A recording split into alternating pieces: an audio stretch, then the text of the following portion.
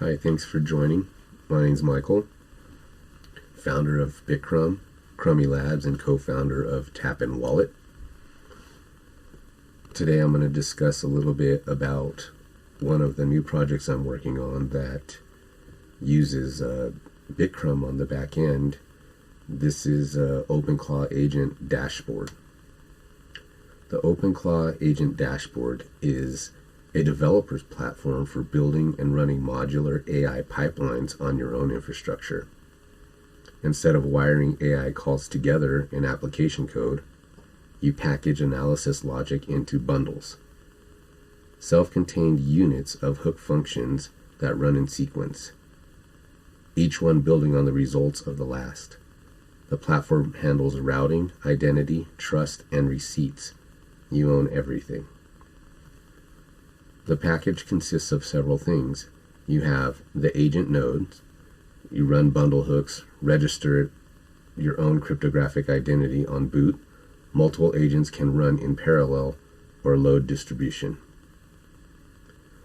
There's also the task settlement server. Receives completed task reports from the agents, mints signed receipts, and pushes results to the dashboard in real time. Also have the control dashboard, where you can manage the agents, upload bundles, create tasks, test pipelines, and view live receipt activity all from the interface. The identity and trust layer. Every agent in the mesh registers a cryptographic identity through Bitcrumb, a decentralized identity system that issues each agent a unique DID or decentralized identifier backed by RSA key pair. When a task completes, the agent mints a Bitcrumb JWT or Java or JSON web token to authenticate its report to settlement server, which in turn issues a signed receipt. This means every result in the platform has a verifiable chain of custody. You know exactly which agent ran it, when they ran it, and that the data hasn't been tampered with. The pipeline and how the bundles work is pretty simple. You upload a bundle to the dashboard, you deploy the bundle to the agent, you submit a task, the pipeline or the hook pipelines execute, and you get a signed receipt in return after the pipeline completes. What you will see in this walkthrough is registering agents and viewing their live status and DID identity, creating a task mapping it to the bundle and agents, viewing structured results in the receipt activity panel, uploading and deploying a bundle to the agent mesh, testing a pipeline live from the dashboard test form, and exploring full detailed pop-up with custom bundle templates. So here I'm going to go through the dashboard. This is how you authenticate. There's a QR code and it actually brings up a mobile browser and allows you to back up your Bitcrumb identity. So I'm going to authenticate right now with a mobile phone. And you can see that it jumped to a different mode, but here is the validation page that runs in the browser. It also allows you to back up your identity and restore it at any time if you need to do that. So we're now authenticated, and you can see that it was able to go the direct P2P route, which means the mobile browser is connected directly to the OpenClaw Agent Dashboard. You can see that there's different functionalities here. This is the controller, which is the mobile device that logged in. There's going to be a lot more functionality that comes along with this later. Right now, it's very simple. It just logs you in, opens up the dashboard, and allows you to do the functionality that I'm going to show you right now. It also has a list of nodes here, which you can see that there are no nodes alive right now. These down here are going to be the nodes that I fire up. And then you can see right here that there are no bundles uploaded at this point.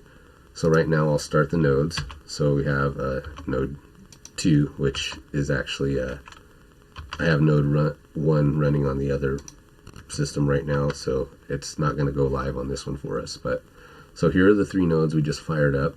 They're all live online. They communicate in real time. There's a WebRTC channel that exists that either talks directly to the browser, or the same thing that the mobile device does. It will choose a relay if it cannot connect through the browser directly.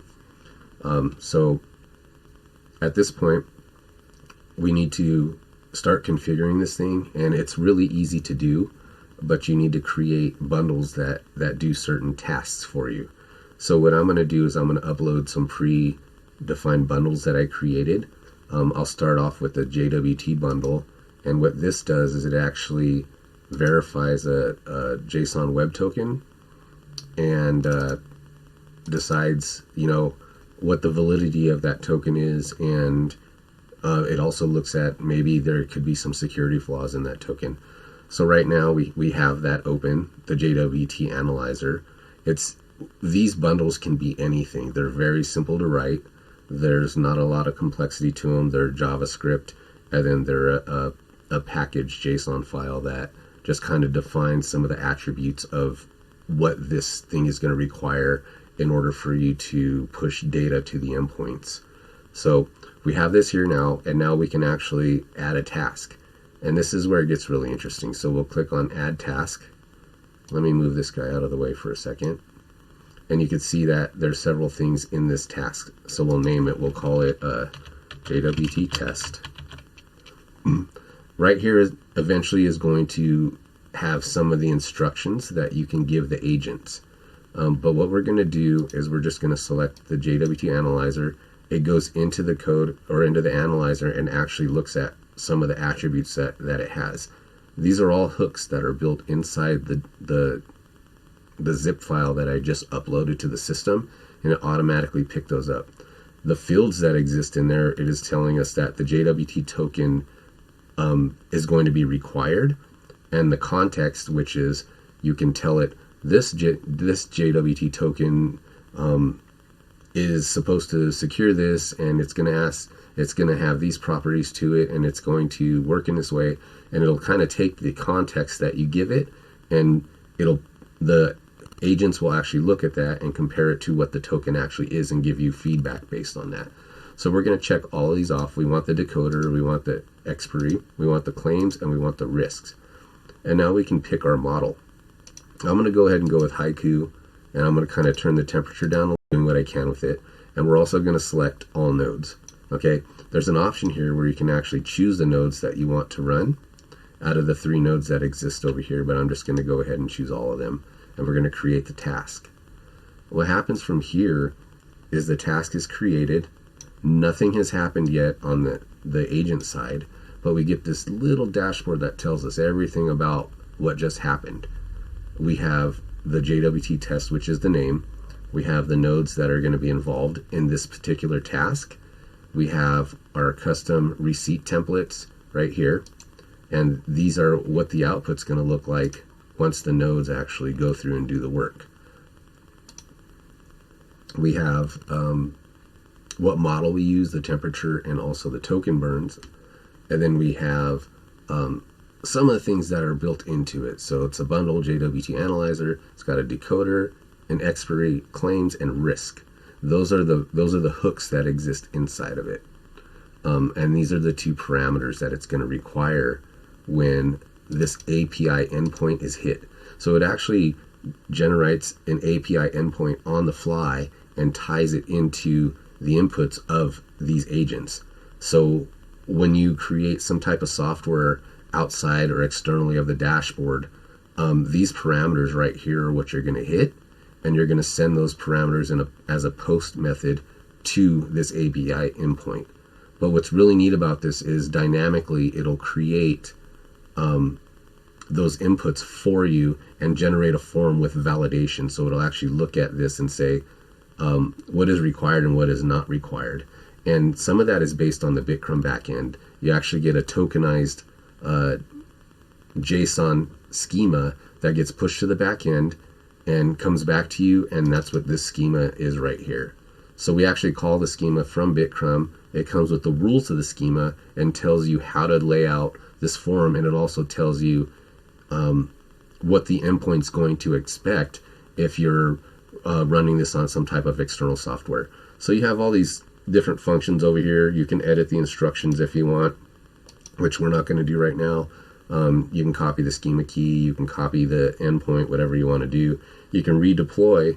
If you actually put a new version of the JWT analyzer out, you can redeploy it to your agents that are actually defined up in here. So right now when we click this, we're going to get a test form that's based on the rules that exist inside this bundle. So we see that it requires a JWT token, and it requires, it's asking you to put an optional context in there. So I'm going to copy a token that I have already in existence. This should work with any JWT token since it's AI agent, and it's actually going to go through and figure this out on its own. So once we submit this, you're going to see down here, I have it where it's only submitting to one right now, but what it does is it'll load balance. It'll submit to one, and then if you rerun the task again, it'll submit to the second one, and if you rerun the task again, it'll submit to the third one. There's parameters that actually exist that are not integrated into this right now, where you can submit it and it'll branch out to all three of them, and they'll all come up with their own version of the result, and then in the end they'll figure out what the final result is, and they'll come to a conclusion together. So there'll be a consensus on what the conclusion is. So let me submit this, and then you'll see a receipt over here on the right side of the result of what actually happened.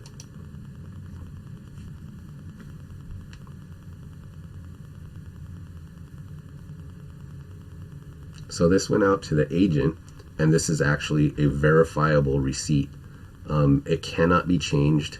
There's actually a key back there that you use to prove that this receipt was created by the agent that it was created by. And over here, in this case, it was agent number 1, or number 2 in this case. So let me click on this. You can actually get a drill down of what the results are.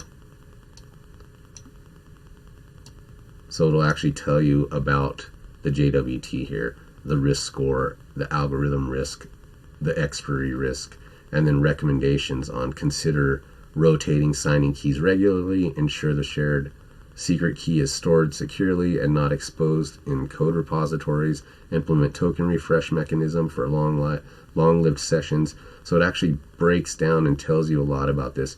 If it sees anything really weird, it'll come back with red text, and it'll actually warn you that, hey, this token does not look valid. It looks like it's expired. It looks like this. It looks like that. So it'll actually get really granular into what the results are on this token. So what I want to do next is I want to upload a new bundle, and this is an image bundle. And what it does is it actually analyzes an image and gives you the same type of results. But based on the templates, you can actually say, this is what I want the receipts to look like. And all of these receipts are all verifiable on any network by any software. There's no hiding what happened. It's all provable results.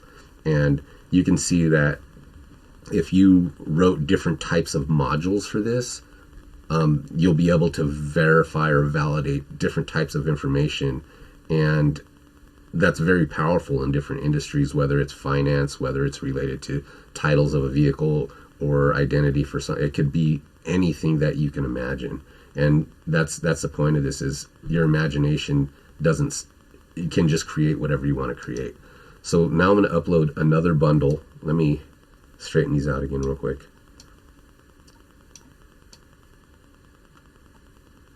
Okay, and then now we're going to grab another bundle out of my bundles here, and this is image scan. And what this one actually does, it's right here. It's a full image analysis pipeline with caption, safety, duplicate detection, and relevant scoring. So what makes this one interesting is we can do the same thing we just did with JWT1, but now we get parameters that are relevant to scanning an image. So let me add a task, and we'll go through the same process here, but you'll now see that.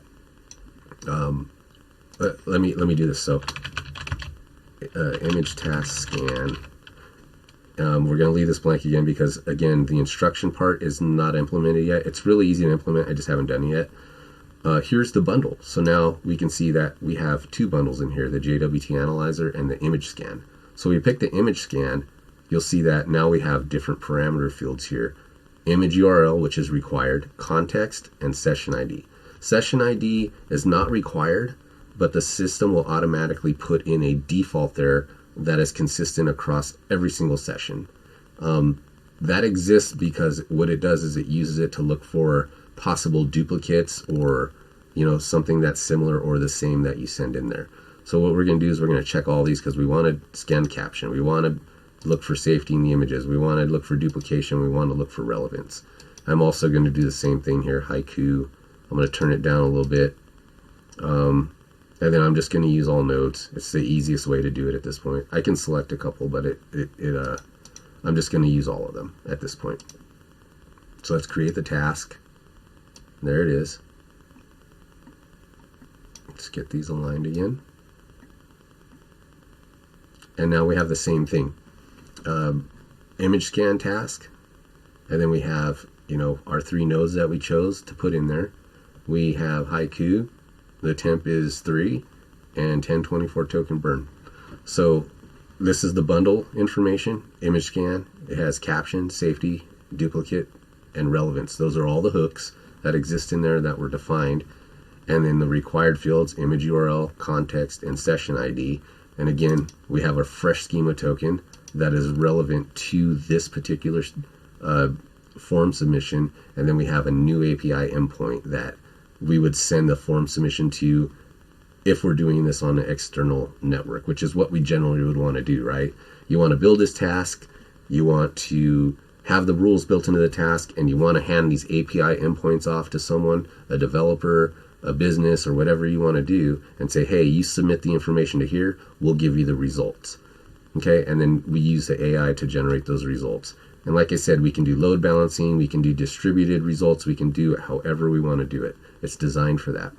So we're going to click test, and now we're going to see a new form. This form has an image URL, context, and a session ID. I have an image over here already selected, so I'm going to put this in place.